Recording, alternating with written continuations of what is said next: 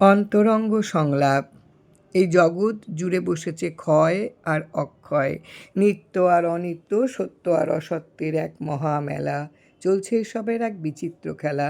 তাই বলি, অক্ষয় কি আর অক্ষয় তৃতীয়া কোনটি? মহাজনেরা বলেন, ক্ষয় নাই যার, অক্ষয় নাম তার। যে সংসারে ধন জন জীবন যৌবন সবই ক্ষয় হয়, তাহলে এখানে অক্ষয় বলে কি অন্য কিছু রয়? ওরে, যদি আলোর সাথে আঁধার, ভালোর সাথে মন্দ, সত্যের সাথে অসত্য, জয়ের সাথে পরাজয় থাকতে পারে, তাহলে ক্ষয়ের সাথে অক্ষয় থাকবে না কেন? অক্ষয় হলো তাই যার অক্ষয় নেই, যার ক্ষয় নেই, বিকার নেই, বিনাশ নেই, ধ্বংস নেই, অংশ বা ভাগ নেই, যা সিক্ত শুষ্ক দগ্ধ হয় না, যা নিত্য সত্য সনাতন শাশ্বত। তাহলে এ সংসারে অক্ষয় বলে কি আছে? অক্ষয় হলেন শ্রী জগৎগুরু আর তার শ্রীনাম। কারণ গুরুই সত্য, নামই সত্য, গুরুই নিত্য, নামই নিত্য। আর অক্ষয় তৃতীয়া হলো একটি তিথি, যাকে সত্য যুগাদ্য অক্ষয় তৃতীয়াও বলা হয়। বৈশাখী শুক্লা তৃতীয়া তিথিকেই অক্ষয় তৃতীয়া বলে গণ্য করা হয়।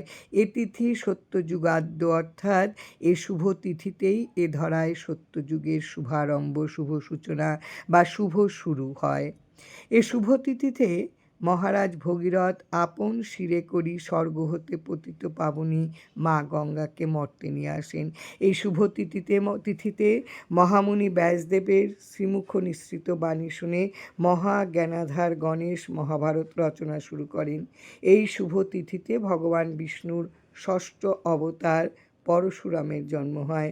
এই শুভ তিথিতে দীর্ঘ 6 মাস বন্ধ থাকার পর হিমালয়ের 4 ধাম কেদার, বদ্রীনাথ, গঙ্গোত্রী, যমুনোত্রী মন্দিরের দ্বার খুলে দেওয়া হয়। এই 6 মাস কাল আবদ্ধ মন্দিরে অক্ষয় দ্বীপ প্রজ্বলিত থাকে। এই শুভ অক্ষয় তৃতীয়াতে শ্রীক্ষেত্রে শ্রী শ্রী জগন্নাথ, বলভদ্র ও সুভদ্রাজির নতুন রথ তৈরিও শুভ সূচনা হয়। আবার এই শুভ অক্ষয় তৃতীয়ার সাথে প্রাণের শ্রী শ্রী রাম ঠাকুরের মহালীলারও বিশেষ যোগসূত্র রয়েছে। শ্রী শ্রী ঠাকুরের মাতৃজঠরে প্রাণ সঞ্চার অর্থাৎ আবির্ভাব ও তিরোভাব সহ বহু বহু ভাবের সংযোগ পরিলক্ষিত হয়। সর্বোপরি অক্ষয় প্রাণের ঠাকুর এ জগৎবাসীর মহামুক্তি ও পরমানন্দ লাভের কারণে এ অক্ষয় নাম প্রসাদ আনয়ন, বিতরণ ও ভক্তগণের আস্বাদনের মহা আহ্বান ও জ্ঞাপন করেন। এ আহ্বান আর নিত্যপ্রসাদ বিতরণের প্রয়োজনে ডিঙ্গামানিকে এলেন এক মানিক।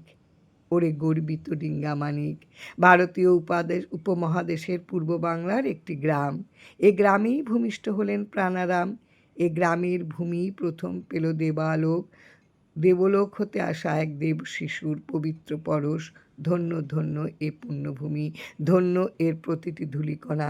এ ভূমিতেই এ দেবশিশু প্রথম শয়নে ছিলেন, হামাগুড়ি দিলেন, হাঁটি হাঁটি পা করে হেলে দুলে চললেন, অন্যদের সাথে কত খেলা খেললেন, মা বাবাকে ডাকলেন, ধীরে ধীরে বড় হলেন।